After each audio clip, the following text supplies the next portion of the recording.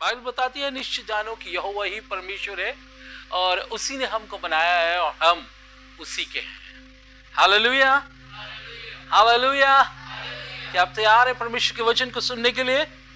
परमेश्वर के वचन में एक बहुत अच्छी आयत लिखी है कि उसकी करुणा प्रतिभोर नई हो जाती है। मुझे नहीं मालूम कल रात आप कैसे सोए, किस दर्द में सोए, किस तकलीफ में सोए, पर मैं एक बात उसके दम पर कहता हूं, उसके वचन में ऐसा लिखा हुआ है, ये मेरी ओर से नहीं है, पर उसकी करुणा प्रतिभोर नई हो जाती है।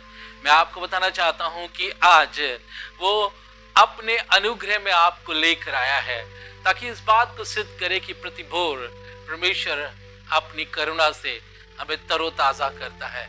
Hallelujah, hallelujah, hallelujah, praise the Lord. Yes, जब आप हालेलुया बोलते हैं ना, तब परमेश्वर की उपस्थिति आपको और करीब लगने लगती है, और करीब लगने लगती है। आज मैं खुदा के कलाम से जो आज शेयर करना चाहता हूँ वो हमारी जिंदगियों से बात करती है, और ये हमारी जिंदगी के लिए बहुत इम्पोर्टेंट है। और अभी आपने देखा होगा कि महामारी के वक्त में एक बहुत इम्पोर्टेंट चीज थी जिसको लोगों को जरूरत थी। क्या थी? किस चीज की जरूरत थी? ऑक्सीजन की। और इस ऑक्सीजन के ना मिलने से बहुत से लोग इस दुनिया से उठा लिए गए, बहुत से लोग इस दुनिया से चलते बने, बस सिर्फ ऑक्सीजन की वजह से। पर मैं आपको बताना चाहता हूं, जी हाँ, ये फैक्ट है, ऑक्सीजन हमारी बॉडी के लिए बहुत जरूरी है, पर ऑक्सीजन, जिस ऑक्सीजन की मैं बात कर रहा हूं वो हमारे आत्मा के लिए जरूरी है। और वो क्या है? वो क्या है? वो है हमारी प्रार्थनाएं जब परमेश्वर की ओर पहुंचती है, वो हमारी आत्मा को ऑक्सीजन देती है। जाहिर सी बात है, हम मनुष्य हैं, हम देह आत्मा प्राण के द्वारा बनाए गए हैं। देह आत्मा प्राण के का वो खुदा है, जैसा वो है वैसा ही है। हमारे पास अगर देह है और देह को ऑक्सीजन की जरूरत है जिंदा रहने के लिए, तो हमारे पास आत्मा भी है जो परमेश्वर का दिया हुआ भाग है, और उस आत्मा को जिंदा रहने के लिए प्रार्थना की अति आवश्यकता है। मेरे अजीजों, अगर प्रार्थना आपके व्यक्तिगत जीवन में नहीं है तो आप ये बात सोच लीजिए कि आपकी आत्मा का शिथिल हो जाना, धीरे धीरे कोमा में चले जाकर खत्म हो जाना, ये निश्चय है। पर आत्मा को जागृत रखने के लिए बहुत जरूरी है, क्योंकि बाइबल इस बात को बताती है कि आत्मा के द्वारा रोग से हम बच जाते हैं। रोगी आत्मा के द्वारा बचाया जाता है। क्यों? क्योंकि आत्मा के द्वारा जब हम जागृत किए जाते हैं तो यही एक ऐसा रास्ता है जो हमको हमारे खुदा तक पहुंचा देता है। जाहिर सी बात है, अगर प्रार्थना ना करे तो पवित्र आत्मा नहीं आएगा। तुम उसे मेरे नाम से बुलाओगे, वो तुम्हारे पास आएगा, तुम उससे कहोगे, वो तुम्हारी बात को मान लेगा। और इस तरह से पवित्र आत्मा हमारे व्यक्तिगत जीवन में यीशु मसीह के नाम के द्वारा काम करता है। और जब वो काम करता है, देखिए, वो हमें यीशु के पास पहुंचाता है, वो हमें मांगने की शक्ति देता है कि हम करीने से किस तरह से मांग सके। मांगने के लिए तो बहुत से लोग आपके सामने मिल जाएंगे और उन्होंने अपने अपने तरीके ढूंढ लिए हैं। आप आप इस दुनिया में रहते हैं, आपको हर तरीके का मांगने वाला मिल जाएगा, हर तरीके का मांगने वाला मिलेगा। अरे बाबूजी अल्लाह के नाम पे दे दे, हम भूखे हैं, हम प्यासे हैं। कहा जाए बाबूजी कुछ तो कर दीजिए। इस तरह से हम मांगते हैं क्योंकि हमें मांगना नहीं आता। मांगने के लिए हमको बहुत जरूरत है कि खुदा की रूह के द्वारा हम भरे जाएं। खुदा की रूह हमें सिखाती है कि हम अपने स्वर्गीय पिता से कैसे मांग सकते हैं। प्राप्त भी हम खुदा की रूह के द्वारा ही करते हैं। हम सड़क छाप नहीं है जिन्होंने अपनी रोजी रोजगार के लिए, अपने फायदे के लिए अपना एक तरीका बना लिया है और उस तरह से वो मांगते हैं। उस तरीके से मांगते हैं, आपकी कार खड़ी हो जाएगी, जबरदस्ती आपके कार के शीशे पे मारने लगेंगे, साफ करने लगेंगे, जबरदस्ती साफ को और गंदा करने लगेंगे। ये उनका एक तरीका है। चौराहे पे खड़े रह के उनको हजारों रुपए चाहिए, उन्होंने एक तरीका अपनाया है साफ किए हुए को गंदा करना। Praise the Lord. पर हमारा ये तरीका नहीं है मेरे अजीजों, खुदा के लोगों, हमारा ये तरीका नहीं है। खुदा नहीं चाहता कि हम इस तरीके के द्वारा जिएं।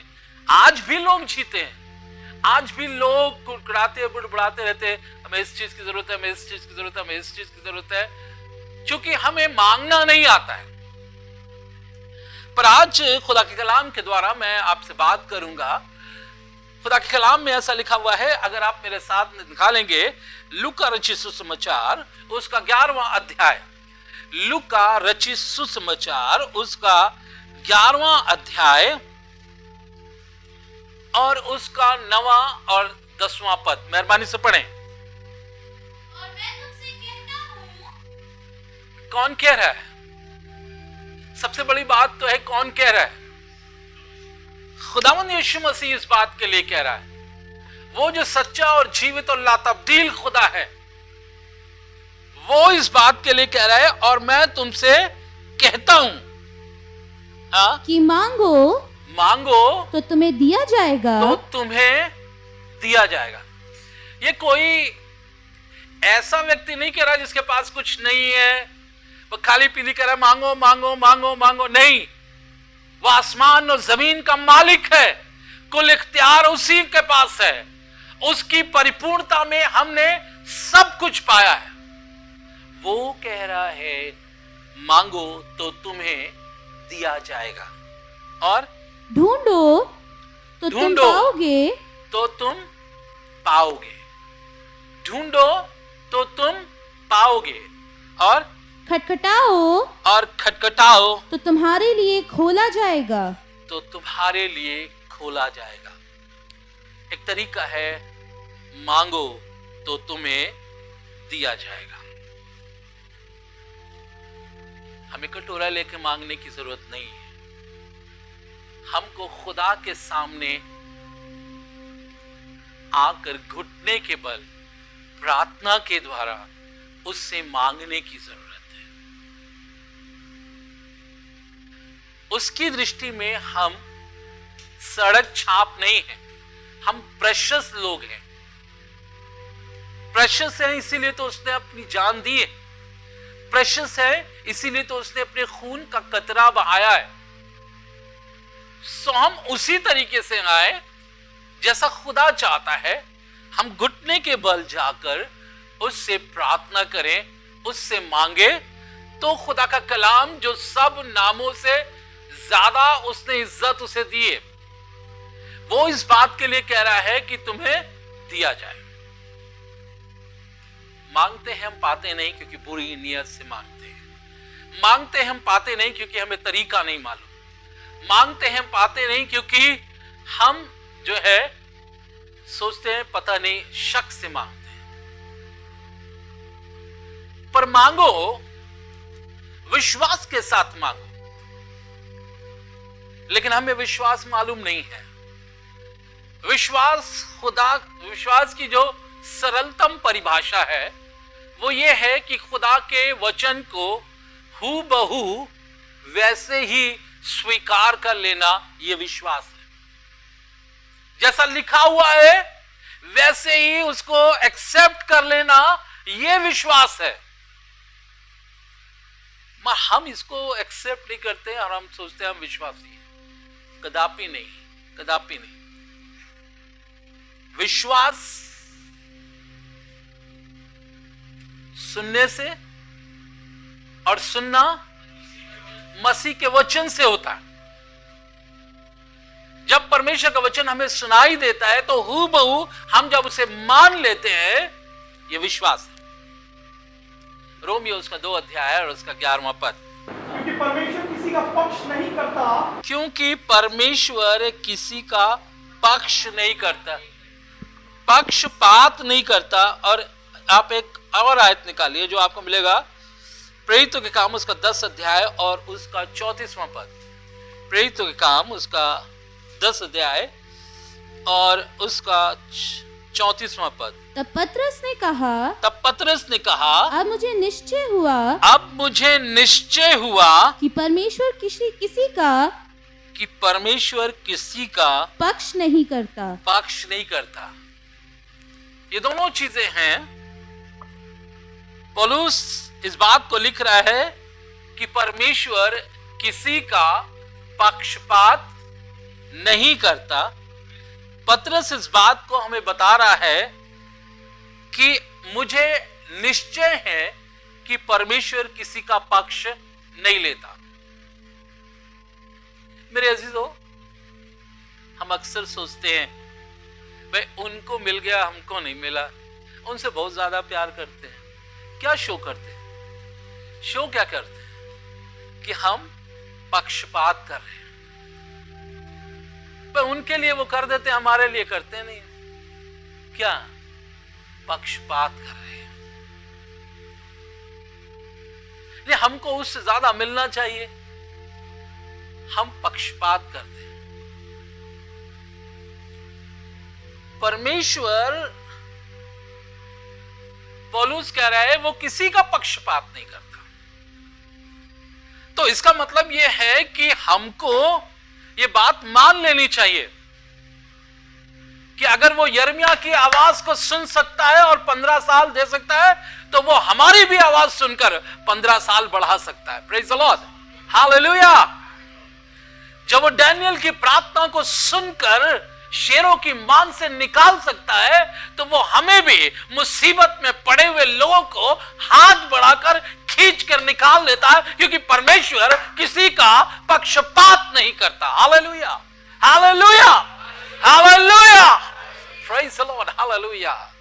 ये बात हमें मालूम करने की जरूरत है। न जाने कितने लोग नाराज हैं, खुदा से नाराज पड़े हुए हैं, खुदा से बोलते नहीं। अच्छा छोड़ो, हटाओ, हमने प्रार्थना करना छोड़ दिया क्योंकि परमेश्वर हमारी सुनता नहीं, पक्षपात करता है। नहीं भाई, तुम्हारी क्यों नहीं सुनता? परमेश्वर तो वो खुदा है जो बाइबल इस बात को बताती है। पतरस कह रहा है, मुझे निश्चय है, हो गया है कि परमेश्वर किसी का पक्षपात नहीं करता, किसी का पक्षपात नहीं करता। वो तो सुनने के लिए तैयार है। बोलने वाला दिल होना चाहिए, सामने वाला आने वाला तरीका होना चाहिए। परमेश्वर किसी का पक्षपात नहीं करता। इसीलिए तो वो कह रहा है, यूहन्ना रचित सुसमाचार उसका 14 अध्याय और उसका 14वां पद। यूहन्ना रचित सुसमाचार उसका 14 अध्याय और उसका 14वां पद। यदि तुम मुझसे मेरे नाम से कुछ मांगोगे, यदि तुम मुझसे और मेरे नाम से कुछ मांगोगे, तो मैं उसे करूंगा। मुझसे मेरे नाम से जो कुछ मांगोगे मैं वो करूंगा। अब आपको छोटा बड़ा करने की कोई जरूरत नहीं है। आप कितने घनिष्ठ हैं और कितने नहीं हैं, इसकी जरूरत नहीं है।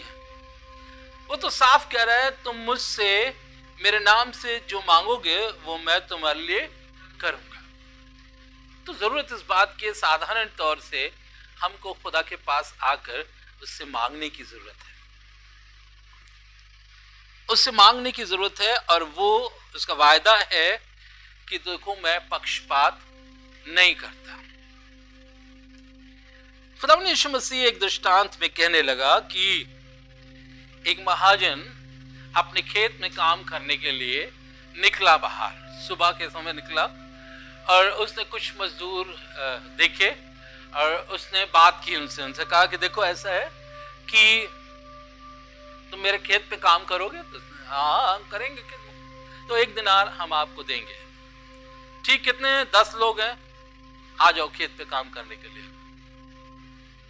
फिर करीब 10 बजे वो निकला और फिर उसने कुछ मजदूरों को सड़क पर देखा। उसने कहा कि क्या तुम मेरे खेत पे काम करोगे?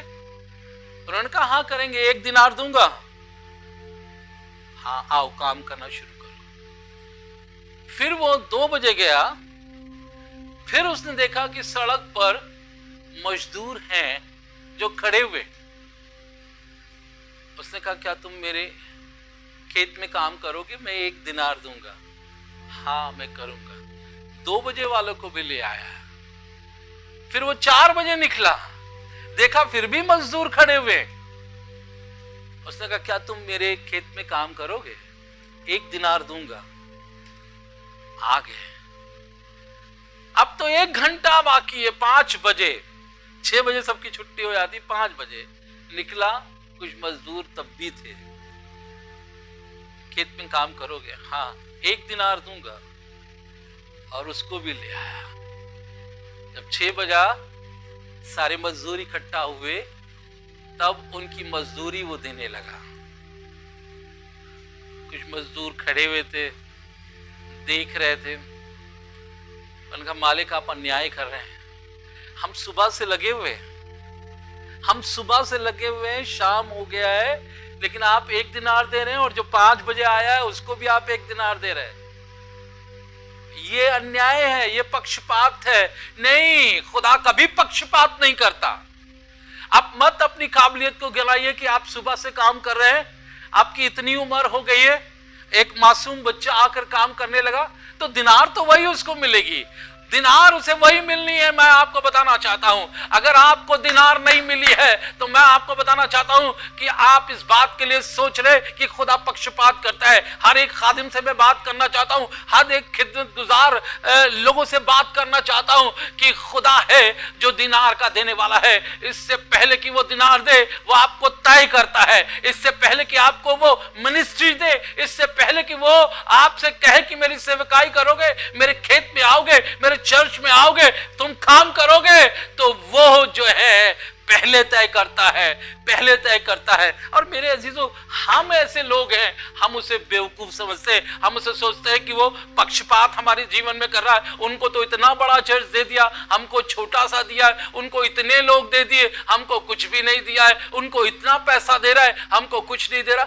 मेरे अजीजों, मैं आपको बताना चाहता हूं, देने के लिए तो मजदूरी एक ही तैयार की है, पर वो पक्षपात नहीं करता है। अगर आप सोच रहे हैं कि वो पक्षपात करता है, तो मैं आपको बताना चाहता हूं, आप सबसे बड़ी गलती कर रहे हैं। वो कह रहा है कि मैंने तुमसे 1 दिनार देने के लिए वादा किया था, तो मैं 1 दिनार दूंगा। अब तुम्हारी ये नहीं है कि तुम हमसे भी ऊपर हो जाओ कि हम जब 5 बजे वाले को 1 दिनार दे रहे तो तुम्हारे कहने से देंगे। हमने इससे भी तय किया है।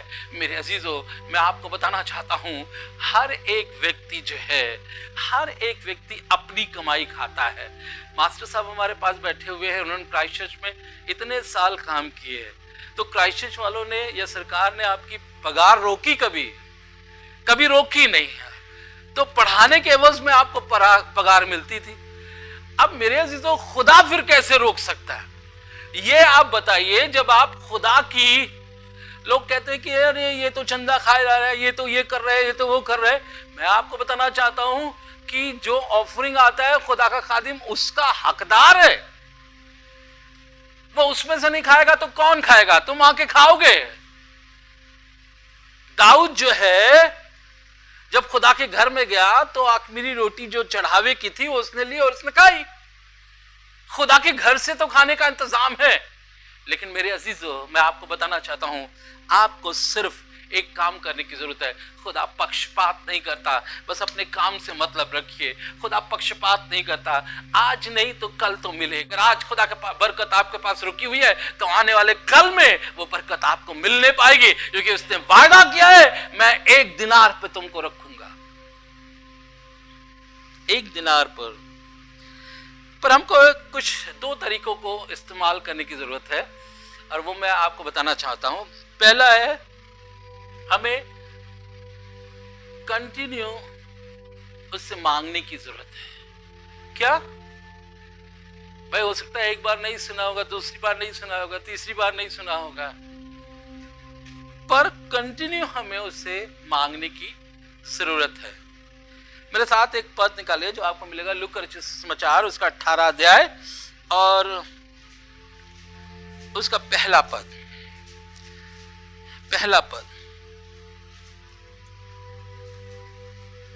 फिर उसने इसके विषय में कि नित्य प्रार्थना करना और हियाव ना छोड़ना चाहिए।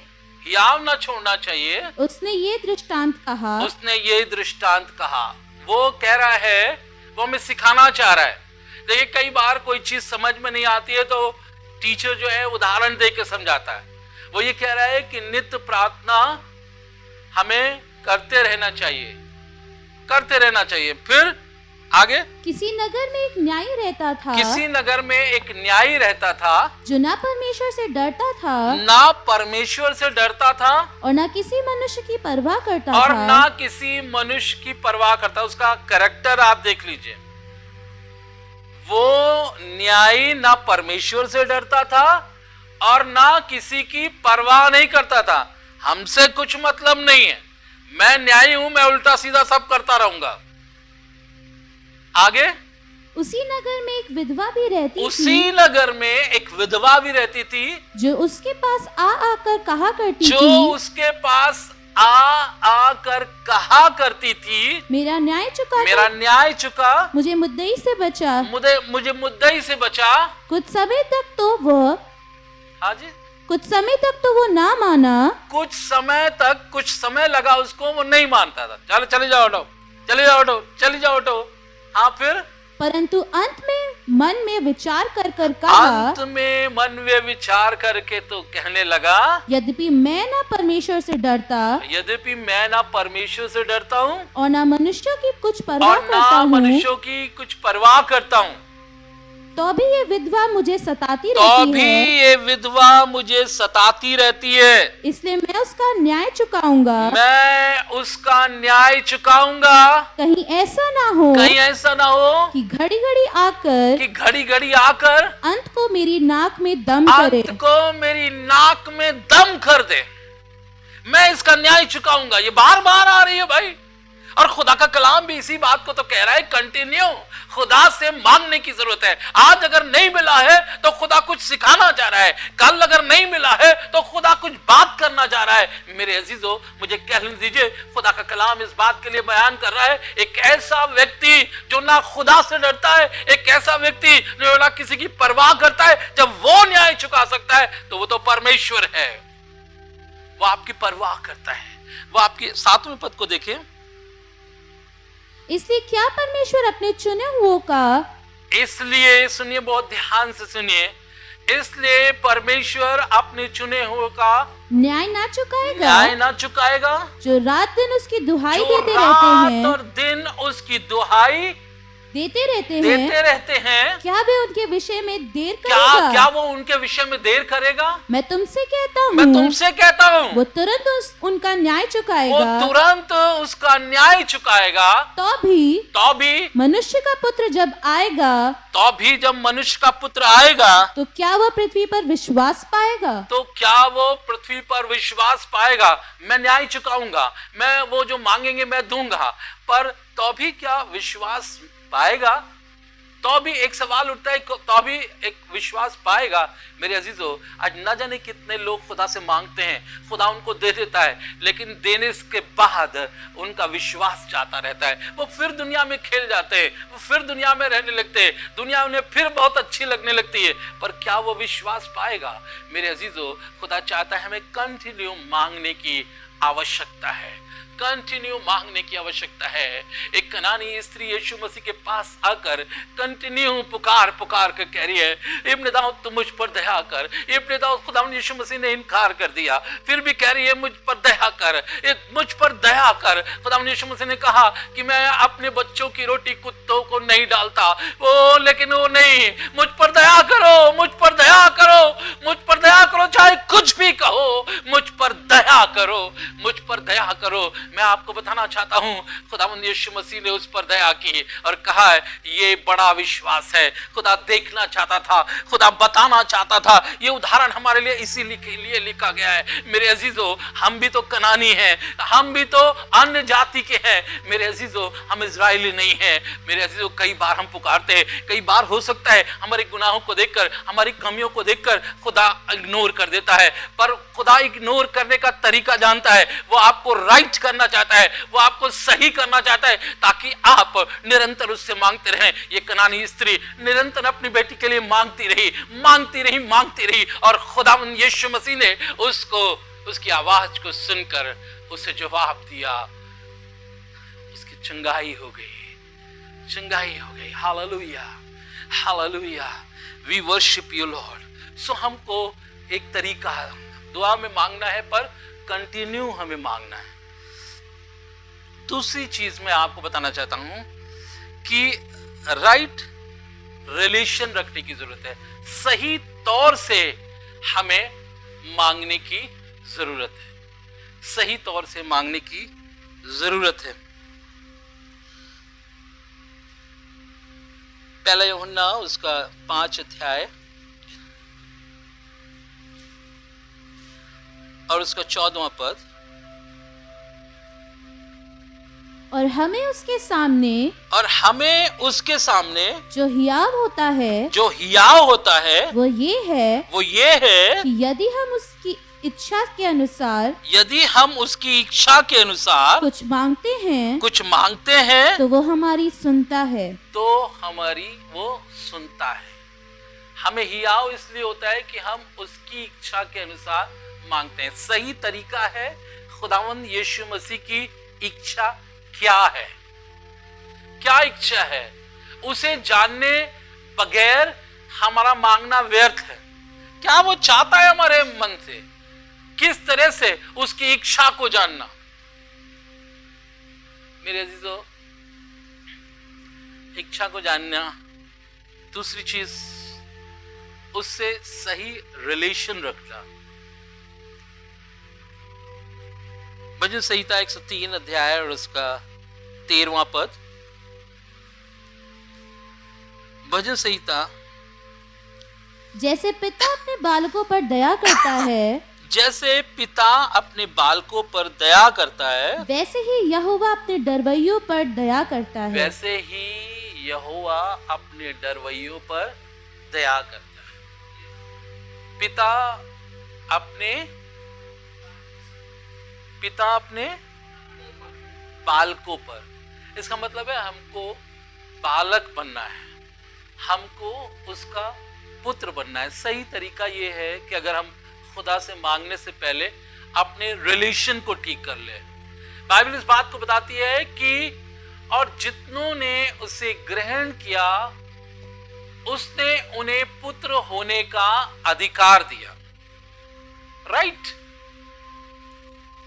आप मांग सकते हैं, अधिकार के साथ मांग सकते हैं, पर पहले यीशु को अपने अंदर आने दे, पहले यीशु को ग्रहण करें, पहले यीशु को एक्सेप्ट करें, क्योंकि उसके एक्सेप्ट के बिना कुछ नहीं होगा। सही तरीका यह है, सही तरीका यह है कि यीशु मसीह को आने दे, आने दे।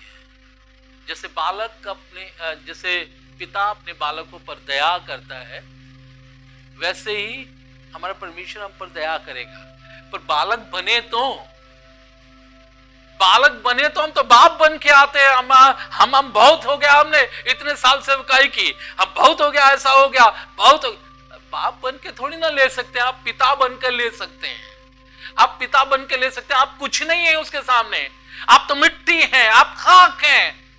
पर आप अगर पिता पुत्र बन के आप उसके पास आएंगे तो ही वो आपको देगा।